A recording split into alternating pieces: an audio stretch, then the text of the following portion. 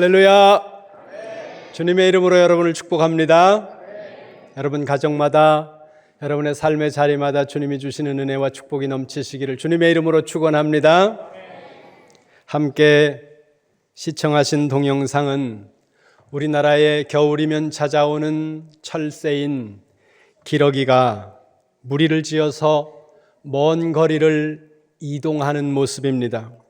이 동영상 속에 나오는 기러기의 이동 과정에는 두 가지의 특징이 있는데, 첫 번째는 영어 알파벳 V자의 대형을 이루어서 날아간다는 겁니다. 그 이유는 맨 앞에 있는 기러기의 뒤를 따르는 그 기러기들이 앞에 있는 기러기가 바람을 맞아서 날개짓을 하고 양력을 일으키므로 뒤에 있는 기러기들이 덜 힘들게 만들므로 말미암아 그냥 혼자 날아갈 때보다 71%를 더 날아갈 수 있도록 하기 위해서 저 V자 대형을 이루어서 날아간다는 것이 조류학자들의 연구입니다. 두 번째 특징은 무리를 지어 날아가는 기러기들이 아주 시끄럽게 소리를 낸다는 거죠. 그 이유를 조류학자들이 연구를 해보니까 동영상에 나와 있는 것처럼 그냥 무의미한 소리를 내는 것이 아니라 그들이 내는 소리가 함께 주변에서 날고 있는 동료 기러기들을 향한 격려와 응원이더라는 거예요.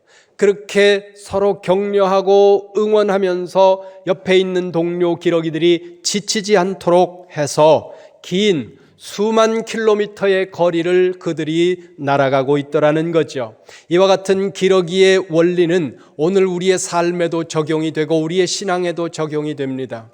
우리가 인생을 살아가면서 우리 모두에게 큰 인생이라고 하는 긴 시간의 이 여정 가운데 함께 동역자가 되어서 동료가 되어서 서로 응원하고 지지하고 힘을 보태줄 때 우리가 보다 인생을 더 행복하게 살아가고 행복하게, 그리고 우리의 삶을 우리가 충만하게 살아갈 수 있다는 것입니다. 성경을 봅니다. 로마서 1장 10절입니다. 오늘 본문 로마서 1장 10절 말씀 함께 보겠습니다. 시작. 어떻게 하든지 이제 하나님의 뜻 안에서 너희에게로 나아갈 좋은 길 얻기를 구하노라. 아멘. 사도 바울은 로마로 가기를 소원했습니다. 그러나 로마로 가는 길은 열리지를 않고 시간은 흘러가고 그러자 바울은 이제 이 로마를 향해서 긴 편지를 쓰기 시작했다는 거죠. 그렇게 사도 바울에 의해 기록된 이 로마서는 바울의 서신 중에 가장 긴 편지이면서 동시에 기독교의 가장 핵심적인 진리를 명확하고도 분명하게 기록하고 있는 마치 성경 속의 다이아몬드와 같은 책입니다. 로마서가 시작되는 1장 1절부터 17절까지는 로마서의 서론인데, 이 로마서 서론에서는 로마서의 핵심 주제를 말씀하면서 동시에 왜 내가 이 로마서를 기록하고 있는지에 대해서 사도 바울이 말하고 있습니다. 10절을 다시 보세요. 10절 말씀. 어떻게 하든지 이제 하나님의 뜻 안에서 너희에게로 나아갈 좋은 길 얻기를 구하노라. 어떻게 해서든지 나는 로마로 가고자 하는 마음을 가지고 있고 그 일을 위해서 애쓰고 있다는 거예요. 그런데 11절 앞부분을 보세요. 내가 너희 보기를 간절히 원하는 것은, 내가 그토록 간절하게 로마 교회 성도들을 보고 싶어 하는 이유는 12절입니다. 같이 봅니다. 시작. 이는 곧 내가 너희 가운데서 너희와 나의 믿음으로 말미암아 피차 안위함을 얻으려 함이라. 아멘. 이는 왜냐하면, 거기 네 단어 건너서 그 다음에 보세요. 너희와 나의 믿음으로 말미암아 피차 안위함을 얻으려고. 로마 교회 성도들은 물론 로마 교회로 가고자 하는 사도 바울 자기 자신, 로마 교회 성도들과 자기 자신 바울이 피차 안위함을 얻으려고 이 로마로 가고 싶어하고 로마서를 쓰고 있다는 겁니다. 여기 안위함이라는 이 단어가 헬라어에서는 쉼파카라테나이라는 단어인데 우리가 안위함이라고 번역을 해놨는데 영어 성경을 찾아보니까 이 단어는 be encouraged together. encourage가 뭡니까? 격려예요. 서로가 서로를 향해서 힘을 실어주고 격려하는 것, 그것이 바로 오늘 이 헬라어의 의미더라는 겁니다. 여러분, 로마 교회는 아직 견고한 교회가 아니었습니다. 그 속에는 믿음이 연약한 사람들도 많았고 아직 믿음의 초보적인 사람들도 많았습니다. 그들에게는 알려주어야 하는 진리가 아직 많았습니다. 훈련되어져야 하는 부분들도 있었다는 거예요. 그런데 바울이 말해요. 로마 교회 너희와 내가 피차 격려를 받으려고, 피차 위로를 받으려고 지금 이 편지를 쓴다는 겁니다. 여러분 기억하세요? 격려는 어떤 특별한 사람들만이 할 수 있는 것이 아닙니다. 격려는 많이 배운 사람이 못 배운 사람에게 하는 것이 아니라, 격려는 배움이 없는 사람이 배움이 있는 사람에게도 할 수 있고, 가난한 사람이 부자에게 할 수도 있고, 병든 사람이 건강한 사람을 향해서도 할 수 있는 것이 격려라는 거예요. 격려는 누가 누구에게든지 할 수 있는 것이 바로 격려라는 거죠. 제가 간혹 다른 교회에 가서 설교를 할 기회가 생길 때마다 경험을 하는데요. 건강하고 행복한 교회에 가서 설교를 하면 설교를 듣는 분들도 은혜를 받지만 설교를 하러 간 저도 그 교회에서 설교를 하면서 굉장히 힘을 얻고 그리고 격려를 받기도 합니다. 반대로 건강하지 않은 교회에 가서 설교를 하면 설교하는 저도 힘들고 설교를 듣는 분들도 설교를 잘 못 듣더라는 거죠. 그러면 건강한 교회가 어떤 교회인지 어떻게 알 수 있는가? 짧은 시간에 모든 것을 다 파악할 수 없지만, 그러나 건강한 교회, 건강하지 않은 교회, 예배당을 들어가면서 사람들과 대화하고 사람들이 어울리는 모습을 보면서 강단에 서서 설교를 해나가는 과정 속에서 느낄 수 있습니다. 많은 특징이 있는데 두 가지의 특징이 있습니다. 건강하고 행복한 교회의 두 가지의 특징은 뭐냐 하면, 그들이 예배 가운데 드리는 찬양에 뜨거움과 열정이 있습니다. 찬양이 뜨겁고 하나님을 찬양할 때 다른 어떤 것에 집중하지 않고 온전히 그 찬양에 집중하면서 열정적으로 하나님을 찬양하는 찬양이 있다라는 거예요. 두 번째는 성도들 서로 간에 서로 지지하고 격려하고 칭찬하는 일이 사람들 사이에 넘칩니다. 그 교회는 행복한 교회고 건강한 교회다라는 거죠. 여러분, 교회 안에 성도와 성도 간에 서로 격려하고 지지하고 칭찬하는 교회가 건강한 교회고 행복한 교회입니다. 가정 안에 가족들 사이에서 지지하고 칭찬하고 격려하는 일들이 많을 때 그 가정이 행복한 교회고, 그런 교회, 그런 가정이라는 공동체 안에 있는 사람이 바로 행복한 삶을 살아간다는 것을 기억하시기를 주님의 이름으로 축원합니다. 비난과 책망과 원망과 불평은 사람을 하나님이 원하시는 방향으로, 그리고 여러분이 원하는 방향으로 움직여 나가지 못한다는 사실을 기억하시기 바랍니다. 어떤 분들은 그래요. 나는 사실만 말해. 나는 틀린 말 안 해. 나는 없는 말 안 해. 나는 있는 말만 해.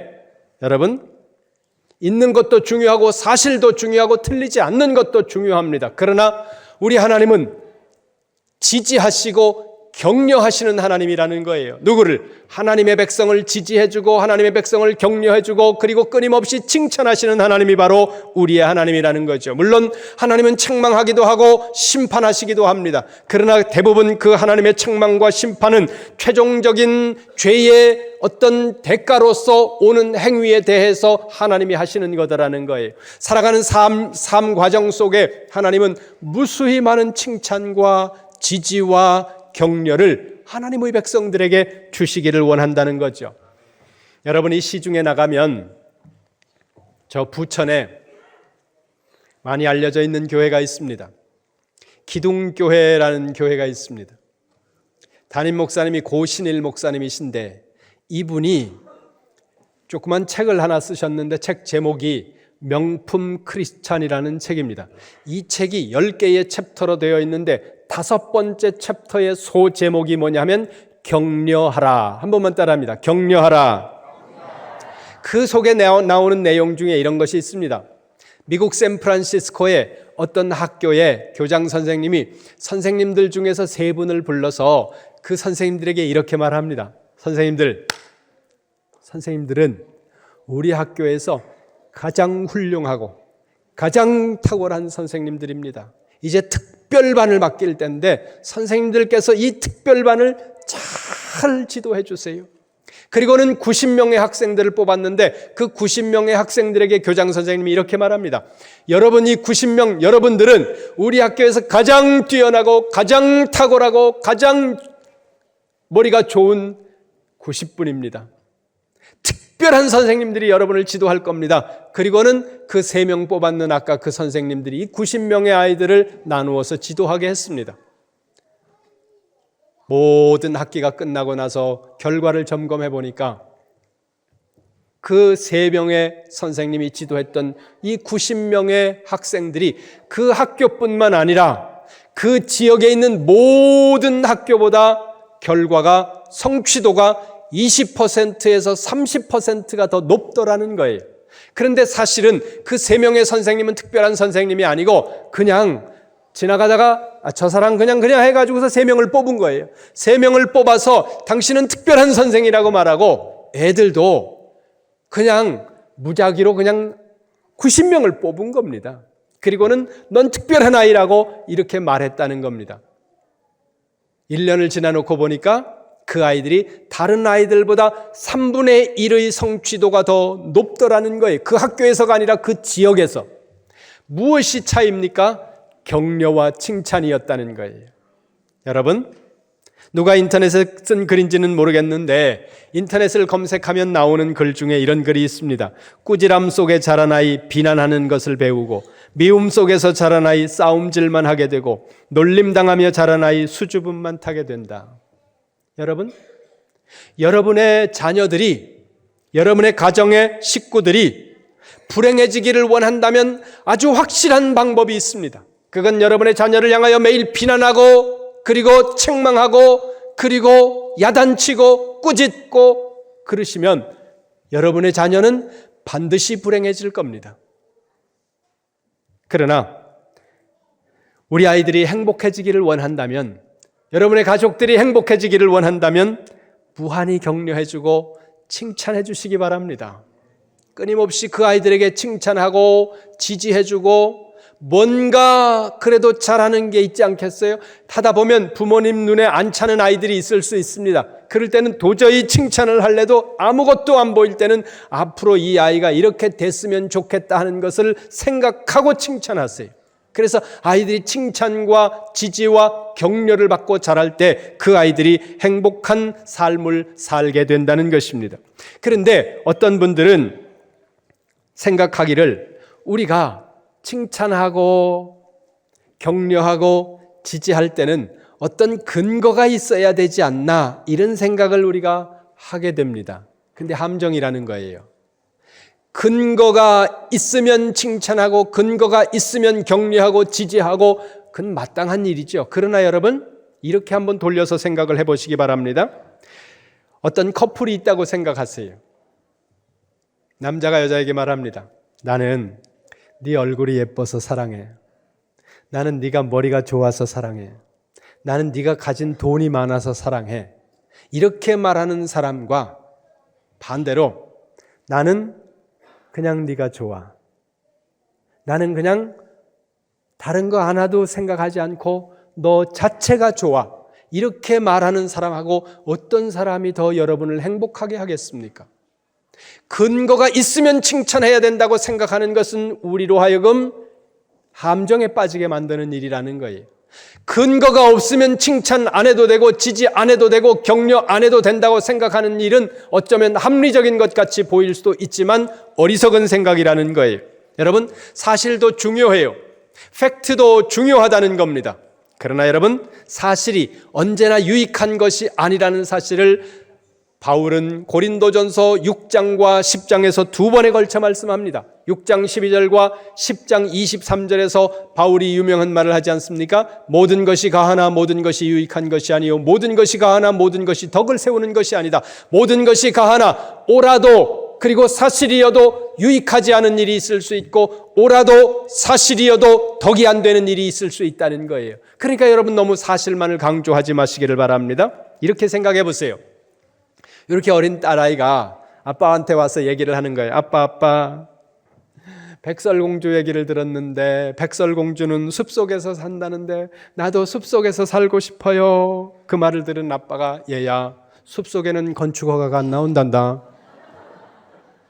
백설공주는 숲속에서 살았대요. 그건 분명히 불법 건축물일 거야. 아니야. 백설공주는 7난장이와 숲속에서 살았다고. 그러면 어린 여자애가 외간 남자 7명과 같이 혼숙을 하는 것은 이것은 실정법 위반이고 대단히 위험하단다. 마녀가 독사과를 줬는데 왕자님이 와서 키스를 해가지고 살아났다고 이야기를 하면 아빠가 계속 얘기하지. 모르는 사람이 주는 거 먹는 거 아니라고. 그리고 잘 들어. 독을 마셨을 땐 위세척을 해야지. 키스하면 다 죽어. 아빠의 말에 사실이 아닌 것, 틀린 것은 하나도 없습니다. 그러나 그렇게 말하는 아빠들은 아무도 없을 거예요. 딸아이가 그렇게 이야기하는 그 이야기를, 그리고 그 동화 속의 내용을 가지고 허구라고 비판하면서 비난하는 아빠들은 하나도 없을 거라는 거예요. 이치에 맞지 않고 사리에 맞지 않고 허무맹랑하더라도 아빠들이 그걸 다 지지해주고 거기에 박수를 쳐주고 공감해준다는 거죠. 여러분, 성경을 잘 보세요. 하나님께서 우리를 향해서 얼마나 지지하고 격려해 주시는 하나님이신지 우리가 성경을 한 번만 찾아보겠습니다. 여호수아서로 갑니다. 구약 성경 6번째 책입니다. 여호수아서 1장 1절입니다. 여호수아 1장 1절 함께 읽겠습니다. 시작. 여호와의 종 모세가 죽은 후에 여호와께서 모세의 수종자 눈의 아들 여호수아에게 말씀하여 이르시되 아멘. 여호와의 종 모세가 떠났습니다. 40년 동안 모세는 이스라엘 백성들에게 마치 하나님과 같은 존재였습니다. 그런 그가 이제는 세상에 없습니다. 모세가 세상에 없다는 이 사실이 여호수아를 한없이 두려움 가운데 빠지게 만들었다는 거죠. 가나안 땅에 들어간 다음에 불러가셔서도 됐을 텐데 왜 하필 이 요단강 앞에서, 그리고 요단강 건너 저편에 여리고성이 저렇게 떡 버티고 서 있는데 저걸 건너간 다음에, 아니면 가나안 땅을 완벽하게 정복한 다음에 모세를 부르시는 것이 더 이치에 맞고 합리적일 것이라고 생각을 하는데 왜 하나님은 가나안 땅에 들어가기도 전에, 요단강을 건너기도 전에 모세를 불러가셨을까? 그런 원망과 함께 여호수아의 마음에, 백성들 마음에 두려움이 가득했을 겁니다. 그런 여호수아와 백성들을 향해서 하나님이 말씀합니다. 5절 보세요. 5절 같이 봅니다. 시작. 내 평생에 너를 능히 대적할 자가 없으리니 내가 모세와 함께 있었던 것 같이 너와 함께 있을 것임이라. 내가 너를 떠나지 아니하며 버리지 아니하리니 아멘. 여호수아야, 걱정하지 마. 내가 여호와 하나님이 모세와 함께 있던 것처럼 너와 함께 있을 거야. 내가 언제든지 너를 떠나지 않을 것이고, 그리고 어떤 사람들이든지 너와 싸워서 너를 이길 수 있는 사람이 없도록 내가 할 거야. 내가 지킬 거야. 내가 너를 붙들어 줄 거야. 걱정하지 마라. 치우치지 말고 마음 단단히 먹고 그냥 가면 돼. 무슨 하나님이에요? 지지하시는 하나님이에요. 격려하시는 하나님입니다. 우리에게 칭찬과 소망을 주시는 하나님이라는 거예요. 저는 지난 주간에 부목사님들과 신방대원 권사님들과 신방을 하면서 7가정씩 9가정씩 하루 이렇게 신방을 하다 보니까 다른 업무도 하고 그러면서 하다 보니까 어떤 날은 좀 늦게 이제까지 하게 되고, 그러면서 몸은 피곤한데 신방을 하면서 대단히 행복했습니다. 신방을 가는데 신방을 받는 권사님들이, 집사님들이 목사님, 제가 목사님 말씀 듣고 이름교회로 왔습니다. 목사님, 이름교회 오니까 성도들이 너무 좋습니다. 이런 이야기를 들으니까 제가 마음속에 너무 힘이 되는 거예요. 그리고 그분들을 위해서 교회가 준비한 작은 선물을 드리면서 기도하니까 어떤 분들은 눈물이 글썽글썽하면서 목사님 너무 감사합니다. 너무 행복합니다. 그 모습을 보니까 제가 행복한 거예요. 여러분, 제가 약점이 많습니다. 우리 교육자들도 부교육자들도 약점이 많은 분들이에요. 근데 그 약점을 보면서 책망하고 지적하고 비난하고 불평하고 그러면 우리 모두가 불행해지는 거예요. 구역 리더가 완벽한 사람이 어디 있습니까?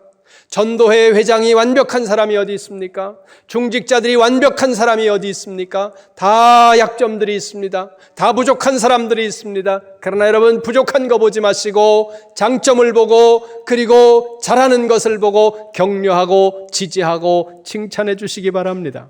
다시 오늘 본문 성경으로 갑니다. 로마서 1장 8절입니다. 로마서 1장 8절 같이 봅니다. 시작. 먼저 내가 예수 그리스도로 말미암아 너희 모든 사람에 관하여 내 하나님께 감사함은 너희 믿음이 온 세상에 전파됨이로다. 아멘. 8절 중간을 보세요. 거기 이렇게 말씀합니다. 사람에 관하여, 모든 사람에 관하여 하나님께 감사함은. 여러분, 행복한 사람, 행복한 가정, 행복한 교회가 되기 위해서는 격려가 있어야 되는데 격려가 있기 위해서는 반드시 그 앞에 선행되는 것이 있어야 된다는 거예요. 그게 뭐예요? 거기 보세요. 사람에 관해서 하는 감사라는 겁니다. 사람으로 인한 감사가 있어야 된다는 거예요. 배우자가 됐든지 자녀가 됐든지 부모가 됐든지 아니면 교회 안에서 함께 신앙생활을 하는 교우가 됐든지 누가 됐든지 그 사람으로 인한 감사가 있을 때 그 안에서 격려와 지지가 충만하게 되고 격려와 지지가 있는 공동체 안에 있는 사람이 행복하고 그 공동체가 가정이 됐든 교회가 됐든 행복할 수 있다는 것입니다. 몇 년 전에 제가 청주에 있는 흰돌감리교회라는 교회를 방문했습니다. 집회를 하기 위해서 간 건 아니고요. 시간이 됐는데 그날 마침 여유가 있어서 주일 밤에 저희 아내하고 둘이 그 교회의 예배를 방문하기 위해 차를 몰고 청주까지 갔습니다.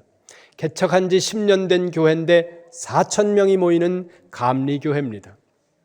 저녁 예배에 참석을 했는데 예배 시간에 몇 가지 눈에 들어오는 게 있어요. 그날 그 예배가 안수 집사님들 헌신 예배 시간이었는데 이제 모든 순서가 끝나고 이제 다 특별 찬양 이런 순서들이 끝나고 강사 목사님이 나오겠습니다. 그러면서 강사님을 소개합니다. 그러는데 오늘 강사님은 세계적인 말씀의 종으로서 이렇게 시작하는데 너무 소개가 거창한 거예요. 그래서 제가 주보를 이렇게 봤더니 자기들 담임 목사님이에요.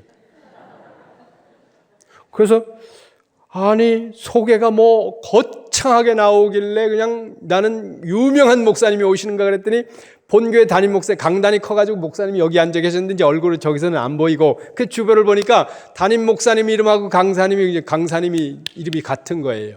담임 목사님이 강사님으로 나오는데 그 강사님을 한참 소개를 하는 거예요. 안수 집사님 회장이. 그리고 담임 목사님이 여기서 일어서서 나오는데 마치 연예인들 봤을 때의 10대 소녀들 팬클럽 같죠? 박수 치는, 박수 한번 쳐보세요. 예. 근데 요 박수 소리만 있어가지고는 안 되고 거기다 이제 환호성이 올라가야 되거든요. 와 하는 게 있어야 돼. 제가 여기서 나올 테니까 한번 해보세요.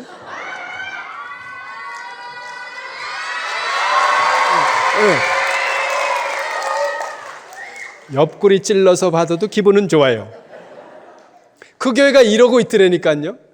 그래서 이게 생전 처음 보는 광경이라서 저희 아내하고 이거 바보들 아닌가 이런 생각도 들어가고 이거 뭐지? 이런 생각이 들어갔어요. 그런데 예배가 다 끝나고 이렇게 사람들이 돌아가는 과정 속에서 느끼는 게 뭐냐 하면 성도와 성도들이 집을 안 가는 거예요. 집으로 안 가고 예배당에 남아가지고 큰 예배당에서 사람들이 엄청 많이 모였는데 그 사람들이 서로 손을 붙잡고 이야기하고 뭐 내가 봤을 때는 다 한미정원에서 머리 한 것까지 똑같은데 근데 잘 나왔다고 어디냐고 뭐 이러면서 그냥 사람들이 안 가고 서로 칭찬하는 거예요.